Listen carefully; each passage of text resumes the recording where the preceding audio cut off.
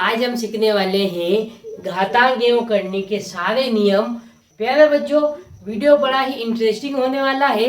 आप इस वीडियो को लास्ट तक देखिए, जिससे आपके सारे डाउट क्लियर हो जाएंगे और आज के बाद आपको घातांक एवं करने के जो भी नियम है उस पर आधारित सवाल को हल करने में कोई भी समस्या नहीं जाने वाली इस वीडियो को देखने के बाद। तो प्यारे बच्चों, बिना किसी देरी के वीडियो शुरू करते हैं और लेते हैं पहला नियम।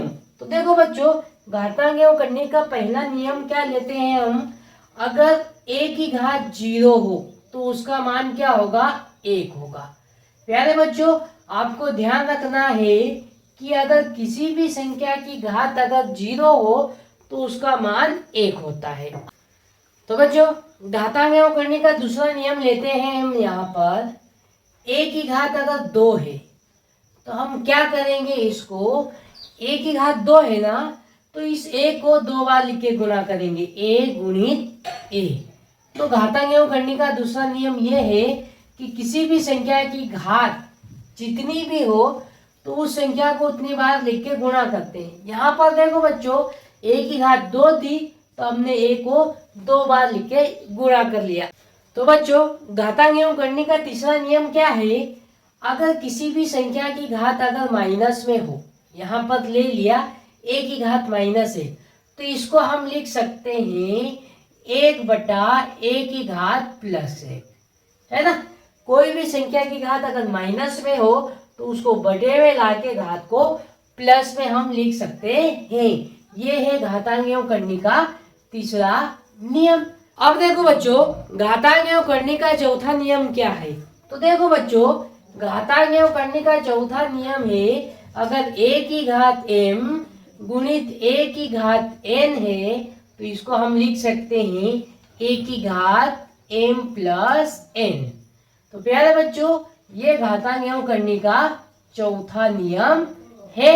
अब इस नियम की कंडीशन क्या है वो देख लो। अगर आधार समान हो और बीच में गुणा का चिन्ह हो तो घातों को हम जोड़ देते हैं। अब बच्चों देखते हैं घातांक एवं करने का पांचवा नियम। पांचवा नियम ये है, अगर a की घात m भागित a की घात n हो तो इसको हम क्या लिखेंगे? तो यहाँ पर लिख देंगे a की घात m माइनस n। ये घातांक एवं करने का पांचवा नियम है। अब देखो, इसके लिए कंडीशन क्या रहेगी? अब यहाँ पर देखो, आधार समान है और बीच में भाग का चिन्ह है, तो घातों को हम क्या करते हैं? घटा देते हैं। पहली घात में से दूसरी घात माइनस कर देते हैं। घातांक एवं करने का छठा नियम है, अगर a की घात m गुणित b की घात m हो तो इसको हम लिखते हैं a गुणित b और इस पूरे की घात m लिख देते हैं। ये घातांक एवं करने का अगला नियम है। अब इस नियम की कंडीशन क्या है ये देखो। यहाँ पर देखो, आधार तो अलग है लेकिन घाते क्या है? समान है। तो यहाँ पर कंडीशन लगेगी, घाते समान है और आधार के बीच गुणा का चिन्ह है, तो हम क्या करते हैं? आधार का गुणा कर देते हैं और घात को एक बार लिख देते हैं। प्यारे बच्चों, अगर आपको ये वीडियो अच्छा लग रहा है तो इस चैनल के साथ जुड़ जाइए तथा इस वीडियो को अपने दोस्तों में भी शेयर कर दीजिए। अब देखते हैं सातवां नियम। सातवां नियम है, अगर a बटा b की घात क्या हो? m हो, तो इसको हम लिख सकते हैं a की घात m बटा b की घात m, है ना। ये नियम अगला नियम है। देखो बच्चों, आठवां नियम है यहाँ पर, a बटा b की घात माइनस m हो तो इसको हम लिख देंगे b बटा a की घात m, है ना। अब ये हमारा आठवां नियम है। इस नियम में देखो हमने क्या किया है, यहाँ पर a बटे b की घात माइनस m है ना। तो यहाँ पर इसको पलट देंगे, b बटा a लिख देंगे तो घात क्या हो जाएगी? प्लस हो जाएगी। क्या है?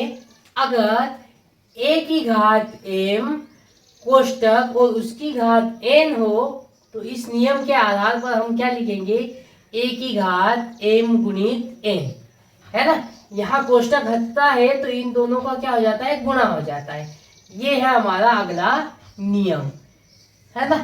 अब बच्चों देखते हैं नियम नंबर 10। नियम नंबर 10 क्या है? अगर a वर्गमूल के अंदर है तो इसको हम क्या लिख सकते हैं? a की घात 1/2। तो प्यारे बच्चों a के बराबर क्या लिखेंगे? a की घात 1/2। देखो बच्चों नियम नंबर 11 क्या है? यहाँ पर क्यूब रूट a को हम क्या लिख सकते हैं? a की घात 1/3। ये हमारा 11वां नियम है। तो बच्चों नियम नंबर 12 है।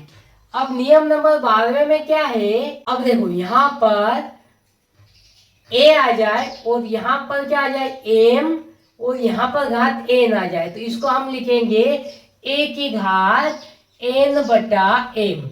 यह है हमारा 12वां नियम।